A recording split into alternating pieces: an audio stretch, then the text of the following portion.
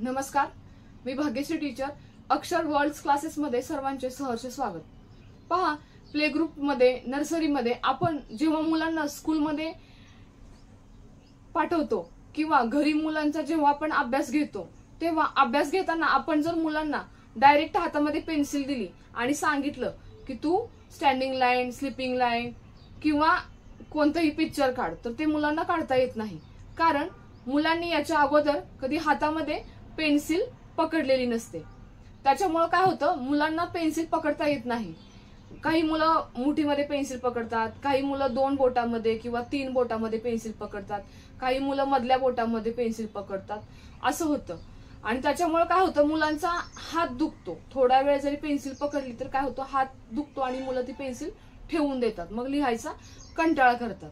तर मुलांना ह्या समस्या न येण्यासाठी याच्यावरती आपण काय करायचं आहे, तर पहिल्यांदा मुलांच्या हाताचा व्यायाम करून घ्यायचा आहे, दोन्ही हातांचा। तर त्यासाठी काय करायचं आपल्याला, तर जे धान्य आपल्याकडे उपलब्ध असेल ते धान्य आपण काय करायचंय, घ्यायचं आहे आणि त्या धान्यामध्ये मुलांना काय करायचंय, आपण खेळायला द्यायचंय। बघा, अशा पद्धतीने जर आपण मुलांना खेळायला दिलं तर मुलांच्या काय होतंय, बोटांचा आणि हाताचा चांगल्या प्रकारे काय होतोय, व्यायाम होतोय। जेव्हा मुलं 2 मिनिटं 3 मिनिटं अशा पद्धतीने खेळतात आणि खेळून झाल्यानंतर थकतात, तेव्हा आपण काय करायचंय, तर मुलांना सांगायचंय की तुम्ही हे धान्य किंवा हे गहू जे आहेत ते हातामध्ये, एका हाताच्या मुठीमध्ये जेवढे पकडता येतील तेवढे पकडायचे आणि एका भांड्यामधून काय करायचंय, दुसऱ्या भांड्यामध्ये ठेवायचे आहेत। पहा, अशा पद्धतीने काय करायचे, तुम्ही एका भांड्यामधून दुसऱ्या भांड्यामध्ये ठेवायचे। अशा पद्धतीने तुम्ही काय करू शकता, कृती करून देऊ शकता। किंवा जर तुम्हाला भांड्याचा वापर नसेल करायचा तर तुम्ही काय करू शकता, तर हे जे धान्य आहे, गहू आहेत, ते तुम्ही काय करू शकता, एका भांड्यामधून दुसऱ्या जागेवरती अशा पद्धतीने मुलांना ठेवायला द्या। म्हणजे काय होईल, मुलांच्या मुठींचा व्यायाम होईल आणि मुलांची मुठीवरची जी पकड आहे हाताची ती घट्ट किंवा स्ट्रॉंग होईल। अशा पद्धतीने पहा,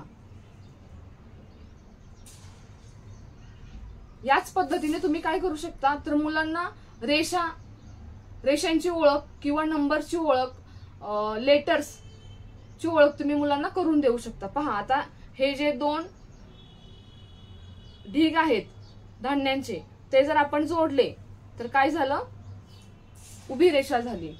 आपण हे 2 जर डॉट किंवा ढीग धान्यांचे जर जोडले तर काय झालं, इथं आपल्याला आडवी रेषा मिळाली। म्हणजेच काय, तर ही उभी रेषा आहे, ही आडवी रेषा आहे, हे मुलांना आपण सांगू शकतो। त्याच पद्धतीने आपण मुलांना याचा वापर करून पहा, मुलांना alphabets A B C D अशा पद्धतीने मुलांना आपण खेळता खेळता हे ओळखायला देऊ शकतो। आपण हे काढायचं आणि मुलांना ते ओळखायला द्यायचे किंवा नंबर्स मुलांना आपण द्यायचे ओळखायला। हे पहा, याला 1 म्हणतात, अशा पद्धतीने। किंवा तुम्ही वेगवेगळे डिझाईन सुद्धा काय करू शकता, काढू शकता। विविध आकार सुद्धा तुम्ही याच्यामध्ये काढू शकता। इथं पहा, तर मी इथं हा सर्कल काढलेला आहे। अशा पद्धतीने तुम्ही मुलांना, म्हणजे प्ले ग्रुपच्या मुलांचा खेळता खेळता तुम्ही काय करून घेऊ शकता, अभ्यास करून घेऊ शकता। याने काय होईल, जेव्हा आपण मुलांना हातामध्ये पेन्सिल लिहिण्यासाठी देऊ तेव्हा मुलांच्या हाताला त्रास होणार नाही आणि मुलं पेन्सिल पकडायला शिकतीलही। त्याच पद्धतीने पहा, याचा वापर करून आपण मुलांना वेगवेगळे ड्रॉइंग किंवा वेगवेगळ्या कन्सेप्ट ज्या असतात, संकल्पना, त्या सुद्धा आपण काय करू शकतो, मुलांना करून घेऊ शकतो। पहा, अशा पद्धतीने आता हे जे गहू आहेत हे मुलांना पसरवायला सांगायचे।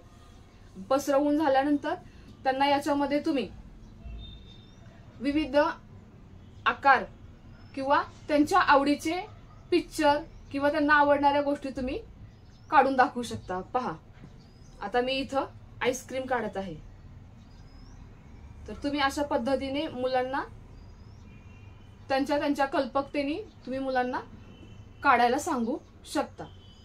जर तुम्हाला धान्य मुलांना खेळायला नसेल द्यायचं तर तुम्ही माती सुद्धा देऊ शकता। मातीमध्ये सुद्धा अशा प्रकारे तुम्ही ऍक्टिव्हिटी मुलांची घेऊ शकता.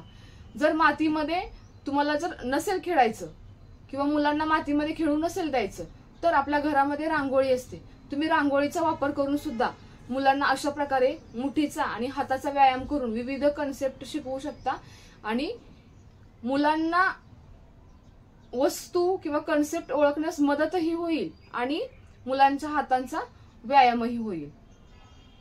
माझा हा आजचा व्हिडिओ जर तुम्हाला आवडला असेल तर प्लीज माझ्या या व्हिडिओला लाईक, शेअर आणि सबस्क्राईब करा. धन्यवाद.